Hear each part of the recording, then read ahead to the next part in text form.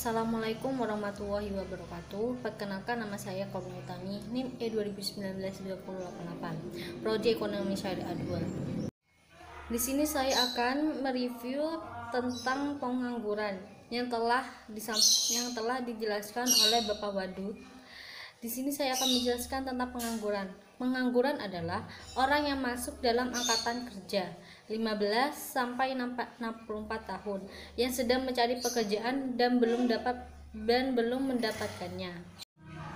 Dan adapun macam-macam pengangguran. Yang pertama, pengangguran terbuka, yang kedua pengangguran tersembunyi, yang ketiga pengangguran musiman, dan yang keempat pengangguran setengah pengangguran.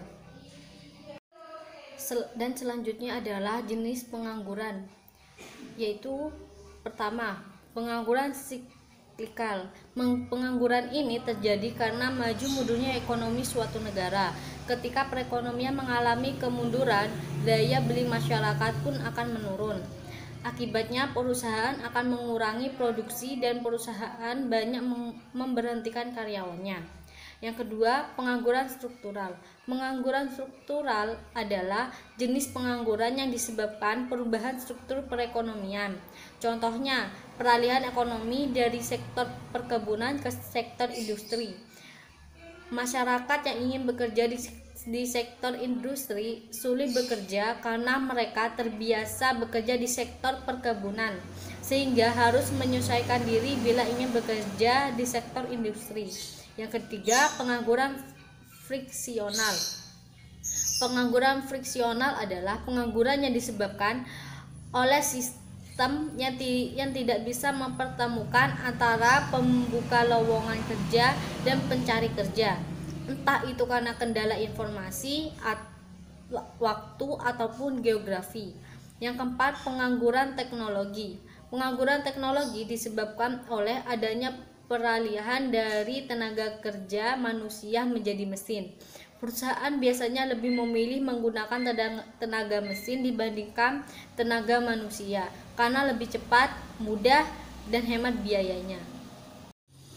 Adapun dampak pengangguran, yang pertama menurunkan pendapatan per kapita dan pertumbuhan ekonomi, yang kedua meningkatkan biaya sosial, yang ketiga menurunkan aktivitas perekonomian, yang keempat menurunkan penerimaan negara, yang kelima menurunkan tingkat keterampilan, yang keenam menurunkan distribusi kurang lancar, yang ketujuh terjadinya kemiskinan, yang ke-8 kurang gizi, yang ke-9 tindak kriminal meningkat, yang ke-10 produktivitas tenaga kerja rendah, dan yang terakhir upah yang rendah.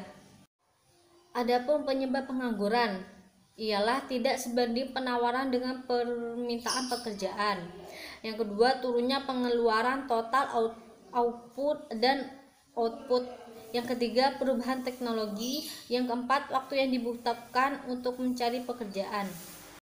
Dan adapun cara mengatasi pengangguran, yang pertama menyelenggarakan bursa tenaga kerja, yang kedua informasi lowongan kerja, yang ketiga memberikan pelatihan kerja, yang keempat membuka lapangan kerja sebanyak-banyaknya, yang kelima meningkatkan peredaran modal usaha, yang keenam meningkatkan jiwa kewirausahaan, dan yang terakhir transmigrasi.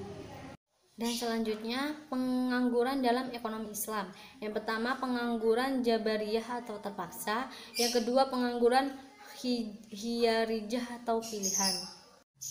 Dan adapun solusi pengangguran perspektif ekonomi Islam. Yang pertama, mekanisme individu. Yang kedua, mekanisme sosial ekonomi.